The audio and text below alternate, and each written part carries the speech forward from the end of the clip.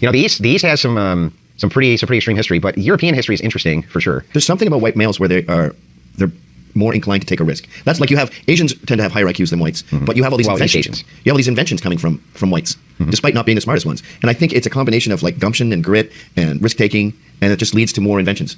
Well, I think it was. I know that you probably know. Chinese E. Michael Jones, for instance, right? Yeah. Well, E. Michael Jones has a hypothesis about this, which is kind of interesting. So, white cultures themselves are kind of young, right? They're actually kind of young. The European nations were basically all barbarians, and that's what the Romans called them, barbarians, because they went blah blah blah, right? That's why they called them barbarians. Yeah, that's why the Romans and the Greeks called them barbarians. Blah blah blah. That's what they thought they sounded like. Thought they sounded like idiots, and they lived in forests, the European forests, basically. Yeah. Once there was a move through to kind of culture the barbarians, they had all this natural resource around them.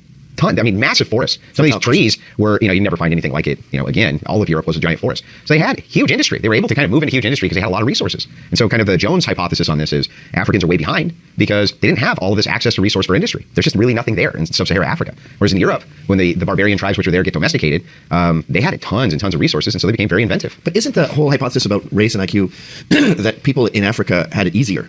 So they didn't have to survive, whereas whites had to survive the Siberian winters, and they got better at systems because they had to like pickle things and plan for the winter and insulate a home and have firewood for the winter months, but no one else really had to plan that far ahead. So that's, if we're looking from kind of a purely evolutionary lens, which is what you're kind of looking at.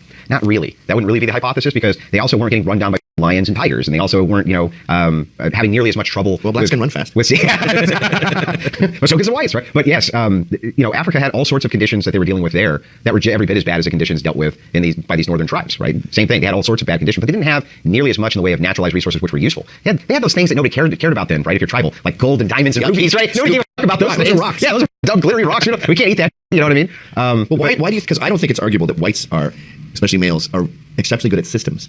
And why do you think that is? Well, I think it's because Christianity. Oh, really? Yeah. I agree with the Jones hypothesis that.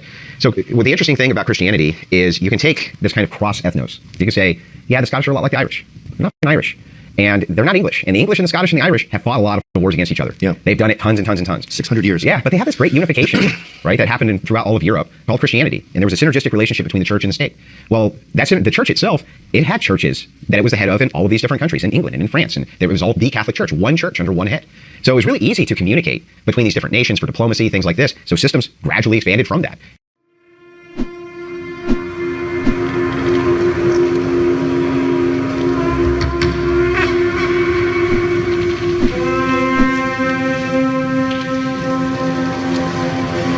The Viking Longship. Evolution of the Viking Longship. There are few more potent symbols of an era than the Viking Longship. To the Vikings themselves, it was the ultimate expression of their dynamic culture, its importance reflected in the profusion of ship representations found on their memorial stones, coinage, and in their graffiti. Love of their ships also continued into the afterlife, as evidenced in the magnificent Gokstad and Oseberg ship burials and in their custom of using a man's ship as his funeral pyre. Their pride in these elegant vessels is equally apparent in the great Icelandic sagas where we find names bestowed upon them such as Orsteed, Surf Dragon, Fjord Elk, Ocean-striding bison, and great serpent. The demands of warfare, trade, and exploration led to distinct variations in the basic design of these ships, each kind distinguished by its own technical name. Small boats were categorized by the number of oars they employed. For example, a 6-oared boat was known as a sekseringer, and general-purpose ships of 12 to 32 oars, such as the Gokstad ship, were known as karvi. Longships, like the example found at Skuldelev, with a minimum of 20 rowing positions, were named snekya, which translates as thin and projecting, and larger warships, like the Skuldelev II and Roskilde 6 longships, were known as skei, meaning that which cuts through the water.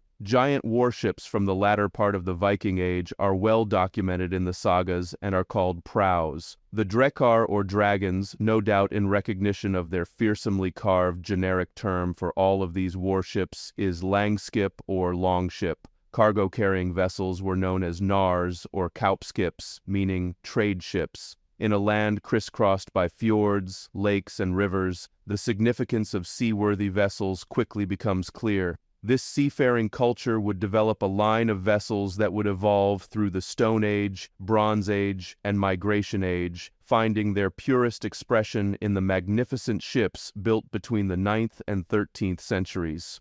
Early skin and log boats. Sometime at the close of the Ice Age, between 8000 and 6000 BC, bands of nomadic hunter-fishers roaming ever northwards in the wake of the retreating ice began to settle along Norway's northwestern coast. That hunting the big game of the Arctic and exploiting the abundance of marine life in the offshore fishing grounds, they used the sea as their highway, and from the very beginning, seaworthy boats were a necessity. Experts generally agree the craft in which they braved these icy seas were similar in form to the Arctic umiak. In a design that has remained unchanged to this day, the umiak is constructed by stretching and sewing overlapping waterproofed sealskins over a wooden framework of ribs and longitudinal stringers. Meanwhile, in the more temperate climes of southern Scandinavia, men were also venturing out onto the water. While no doubt aware of the skin boat, these inland tribes, taking advantage of the vast areas of forests, began constructing log boats of gradually increasing sophistication. These boats, while perfectly adequate for fishing and limited travel on calm inland waterways, would have been quite unsuitable for any kind of ocean-going activity. They did, however, give rise to a wood-based boat-building tradition that absorbed the technology of the skin boat and, by the Bronze Age, had begun to produce Scandinavia's first plank-built vessels.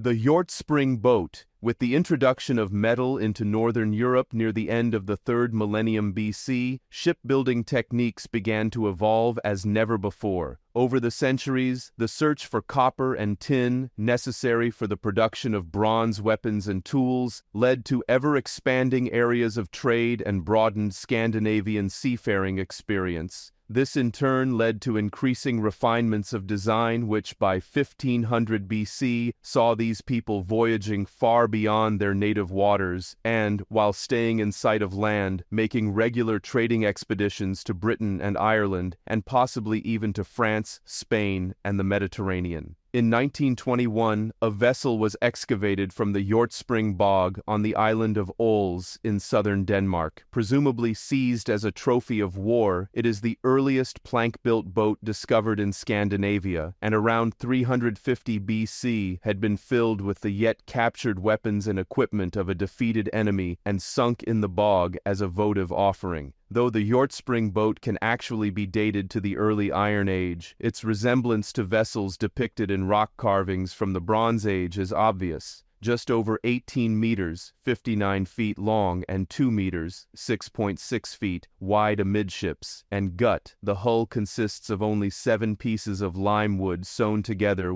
caulked with resin. The boat would appear to be a large war canoe and was equipped with a steering oar at each end and paddles for 20 men. The bottom is formed from a single broad plank, which is dished out and fashioned in a gentle curve running fore and aft. As this plank becomes narrower at each end, the hollowing out becomes more acute. Here, separate end pieces, similarly hollowed out, are sewn onto the bottom plank and form the prow and stern. It is from the boat's bottom plank and these pre-cut end pieces that the curious beak-like projections extend, forming the double prow and stern that characterize these vessels. Completing the hull are 2 broad, overlapping planks on each side that are sewn to the bottom and form a garboard and sheerstrake. These planks do not meet where they converge at the bow and stern, but instead are run into the hollowed-out end pieces. The inner supports consist of slender hazel branches that are curved like ribs from gunwale to gunwale, spaced 1 meter, 3.3 feet, apart and lashed to the hull by means of cleats left proud when the planks were formed. This unique method of construction, which gives a remarkable degree of flexibility to the overall structure of the vessel, would continue well into the 10th century. From an evolutionary point of view, the Hjortspring boat is an almost perfect amalgam of the principal elements of both skin and log boat construction, and embodies the strength, lightness, and flexibility that would become the hallmarks of Scandinavian shipbuilding. That these virtues had been consolidated and improved upon over the next 700 years would become evident when an ocean-going vessel from the dawn of the Migration Age was discovered at Nydam in South Jutland in 1863.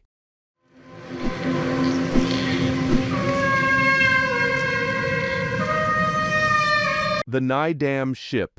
Like the Yortspring boat, the largest vessel found at Nydam was undoubtedly a warship and had been filled with military equipment before being sunk as a sacrificial offering around AD 350 to 400. The ship is a massive, clinker-built, open rowing boat measuring about 23.5 meters, 77 feet long, 3.5 meters, 11.5 feet wide, and 1.2 meters, 3.9 feet deep. Built entirely of oak, its spine consists of a bottom plank to which are fixed raked stem and stern pieces. The hull is completed by 10 strakes, which are attached 5 to each side of the bottom plank, the sheer strake being reinforced by a scarfed gunwale. All 10 strakes are fixed to the stem and stern, which are rebaited to receive them, running the full length of the hull, each strake measuring over 20 meters, 66 feet, long and 50 centimeters, 19.7 inches, wide, is formed from a single piece of timber.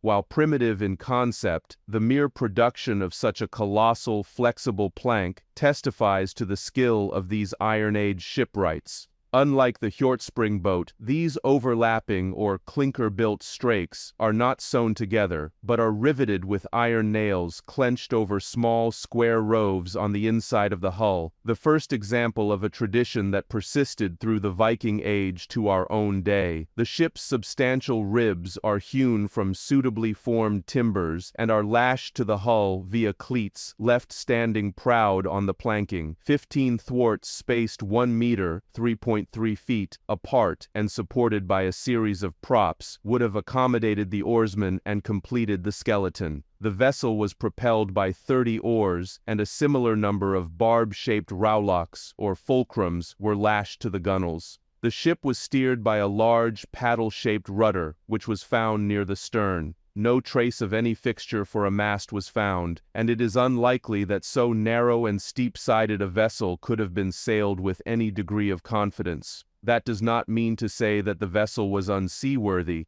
for it was in such ships as those found at Nydam and at Sutton Hoo in East Anglia that Saxon warriors crossed the North Sea to raid and later colonize England. We can be sure, however, that some of these voyages in such shallow, open vessels, which had no keel and could be prone to hogging or swamping, ended in disaster. Nevertheless, the advances made in the Nydam ship are obvious. A fixed steerboard and oars replacing paddles provides a more efficient method of steering and propulsion, and iron-riveted planking ensures a more robust and secure hull. What is still lacking, however, is the strength and stability that would be achieved by the introduction of a keel. That this problem was at least partially overcome by the beginning of the 8th century is apparent in the Kvalsund ship excavated at Sunnmøre in western Norway.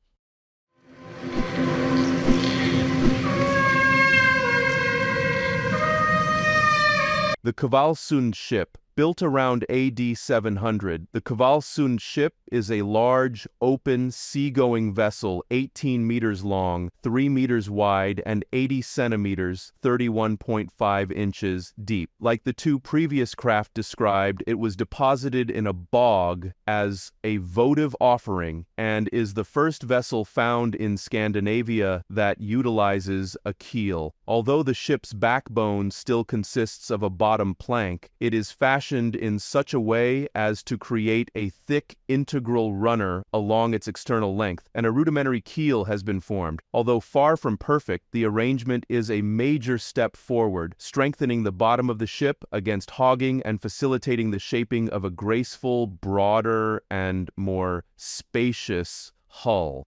More importantly, the stability achieved presents the option of mounting a sail. Although no mast or rigging was discovered, everything about this ship's construction points to an ocean-going vessel that could be sailed or rowed. The clinker-built hull is constructed entirely of oak and is fixed with iron rivets. Now, however, the strakes have become narrower. There are more of them, and each strake is fashioned from several lengths of timber. This gives an even greater degree of flexibility to the hull and cuts out the arduous task of locating and preparing the enormous lengths of timber previously required. The ship's ribs are of pine and are lashed to the hull, but in this case, not to the bottom or keel plank, thus allowing the flexible hull to work independently of the keel in heavy seas. 10 rowlocks are fixed to each gunwale by wooden pegs known as trenails, and 11 evenly spaced thwarts, or crossbeams, 1 meter (3.3 feet) apart, brace the structure and double as benches for the oarsmen. In addition, the Golitsyn ship is the first example of what was to become the classic method of mounting a fixed rudder to the right side of the hull aft, the steerboard or starboard side, from the Old Norse styri to steer. A cone-shaped boss is nailed to the hull, and a withy passed through the rudder is threaded through holes drilled in the boss and hull and made fast inboard to a triangular-shaped rudder rib, which is strengthened on the starboard side. The rudder rib and a matching forward bulkhead are not lashed but nailed to the hull, their sides carved in a series of steps to accommodate the ship's overlapping strakes. The neck of the rudder is secured to the gunwale by means of an adjustable strap, and a tiller facilitates steering. This arrangement, while securing the rudder in an efficient manner, still allows it the flexibility to turn on its own longitudinal axis. Almost every element of the Golitsyn ship's construction places it firmly at the beginning of a new era of Scandinavian shipbuilding technology, which would come to its full flowering in the 9th and 10th centuries.